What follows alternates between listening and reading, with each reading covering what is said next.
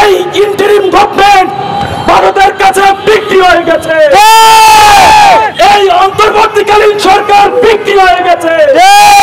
আপনারা দেখছেন আজকে এই দেশ, এই ইন্টারিম গভর্নমেন্ট পুরো বাংলাদেশের স্বাধীন সার্বজনীন রাষ্ট্র ক্লিয়ার রোজা রমজান কালে রাষ্ট্র ক্লিয়ার করতে হবে না। এই ইন্টারিম গভর্নমেন্ট আজ বাংলাদেশের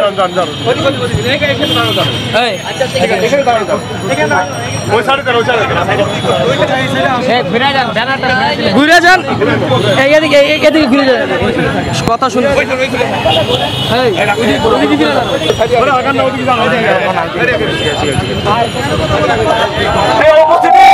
আমরা একটু আগে আপনাদের সামনে বলেছি আসিফ নজরুল স্যার এবং এই পররাষ্ট্র উপদেষ্টা সরাসরি বলেছে ভারতের বিরুদ্ধে বাংলাদেশকে যাওয়া যাবে না। আপনারা দেখেন প্রশাসন আমাদেরকে এই বন্ধ গেট পর্যন্ত দাঁড়াতে দিচ্ছে না। আপনারা আগামীকাল থেকে মাঠে নামুন, নয়তো বাংলাদেশে রক্ষা হবে না।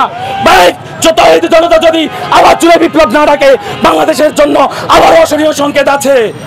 এবং রাষ্ট্রের নিরাপত্তার সাথে প্রশাসন আমাদেরকে বলে আপনারা আসেন আমাদের সাথে বসেন, কথা বলেন। আমরা তাদের কথা মেনে নেই রাষ্ট্রের সাথে, রাষ্ট্রের শৃঙ্খলার স্বার্থে। কিন্তু আপনারা জানলে আপনারা কষ্ট পাবেন, ব্যথিত হবেন। এই পররাষ্ট্র উপদেষ্টা তার কর্মকর্তা দিয়ে আমাদের জানিয়ে দিয়েছে বাংলাদেশ এই মুহূর্তে ভারতের বিরুদ্ধে অবস্থান নিতে পারবে না। আমরা এই নিউজ শোনার পর আমরা তার সাথে নিজে থেকেই আর কথা বলতে আগ্রহী নই। আমরা আপনাদের মাধ্যমে সারা বাংলার জনগণকে জানাতে চাই এই ইন্টারিম গভর্নমেন্ট ভারতের কাছে বিক্রি হয়ে গেছে, এই অন্তর্বর্তীকালীন সরকার বিক্রি হয়ে গেছে। যার কারণে ভারতে আমার মুসলিম ভাইদের উপর এত আক্রমণ নির্যাতন, আমার মসজিদের উপর ত্রিপল দিয়ে ঢেকে দেওয়ার পরেও এই ইউনিট সরকার, এই আসিফ নজরুল সরকার, এই আসিফ মাহমুদ সরকার কোন বিবৃতি পর্যন্ত দেয় নাই। এটা কি আপনারা বুঝেন না? আপনারা কি দেখেন না গতকাল যে বই আসিফ মাহমুদ রচিত যে বই বের হয়েছে সেই বইতে পর্যন্ত প্রথম আলো দ্বারা ভারতের নিয়ন্ত্রিত প্রথম আলো দ্বারা সেই ছবি পর্যন্ত রাজনীতি করেছে। এই ইন্টারিম গভর্নমেন্ট এখন ভারতীয় দালাল। এই গভর্নমেন্টের বিরুদ্ধে এই ইন্টারিম গভর্নমেন্টের ভিতরে যারা ভারতের অনুচর আছে তাদেরকে সতর্ক করতে চাই, আপনারা এখানে জনগণের ভোটের ম্যান্ডেট নিয়ে আসেন নাই, আপনারা যোগ্যতা নিয়ে আসেন নাই, আপনারা অনার্স মাস্টার্স পিএইচডি করে আসেন নাই। আপনারা এসেছেন জুলাই অভ্যুত্থানে লাখো ছাত্র জনতার রক্তের উপরে পা রেখে। আপনারা ভুলে গেলে চলবে না। এই অভ্যুত্থানের মাধ্যমে আপনাদের এই অবস্থান শুধুমাত্র হাসিনার বিরুদ্ধেই ছিল না। এই জুলাই অভ্যুত্থানে যে স্লোগান ছিল সেটা ছিল দিল্লি না ঢাকা, দিল্লি না ঢাকা, দিল্লি না ঢাকা।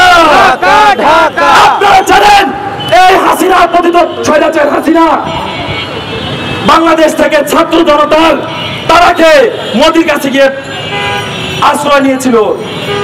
প্রথম ইউনূস সরকার কথা বললেও এখন কেন কথা বলছেন না? ডক্টর ইউনূস আজ বড্ড অসহায়। ডক্টর ইউনূস আসিফ নজরুলের কাছে অসহায়, ডক্টর ইউনূস মাহফুজের কাছে অসহায়, ডক্টর ইউনূস আসিফ মাহমুদের কাছে অসহায়, ডক্টর ইউনূস এই পররাষ্ট্র উপদেষ্টার কাছে অসহায়, ডক্টর ইউনূস রাজওয়ানা সুলতানের কাছে অসহায়। আমরা অসহায় মজলুমের পাশে, আমরা ডক্টর ইউনূস স্যারের পাশে আছি।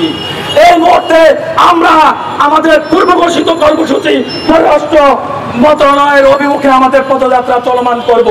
ও দিল্লি না ঢাকা, ঢাকা ঢাকা, ও দিল্লি না ঢাকা, ঢাকা ঢাকা, দালালি না রাজপথ, দালালি না রাজপথ, দালালি না রাজপথ, ঢাকা ঢাকা, আপোষ না সংগ্রাম, আপোষ না সংগ্রাম, দিল্লি না ঢাকা, ঢাকা ঢাকা, দালালি না রাজপথ, আপোষ না সংগ্রাম।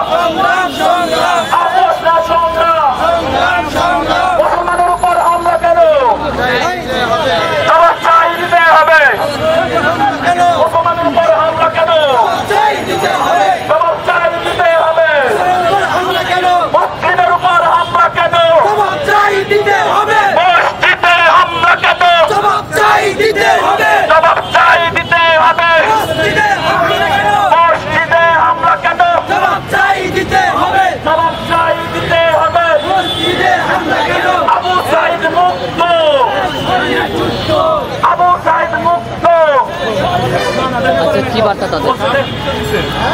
কিছু নেয় নাই, বলছে আপনারা যোগাযোগই করেন নাই। মাইক সাথে ছিল, আপনারা তাকে পাঠাইছেন, বলছে আপনারা যোগাযোগই করেন নাই। ওনারা অ্যালাউ করবে কেন? ওনারা অ্যালাউতে করেন না। আপনার ভিতরে গেলেন না? আমরা নিচে রিসেপশন থেকে ফিরে চলে আসছি এবং আমাদের পেপারটাও জমা নেন, আরও আমাদের ইনসাল করছে সেখানে। ইভেন এটা আপনাদের প্রতিনিধিকে জিজ্ঞেস করেন, বললো যে আপনারা যোগাযোগই করেন নাই। হ্যাঁ, এছাড়া তিনি বললো যে এই মুহূর্তে ভারতের বিপক্ষে বাংলাদেশ যে প্রশাসন আছে তারা অবস্থান নেবে না। উপর থেকে নিষেধ আছে যে এই ব্যাপারে মুসলিম বা গণহত্যা যাই হোক, ভারতের ব্যাপারে আপাতত আন্তর্জাতিক সম্প্রদায় থেকে চুপ থাকার ব্যাপারে নির্দেশ আছে, তাই এই সরকার চুপ থাকবে। প্রিয় গণমাধ্যম ভাইরা, এই সবাই দাঁড়ান, আমরা শান্তিপূর্ণভাবে ভাই আমরা নাম করবো না।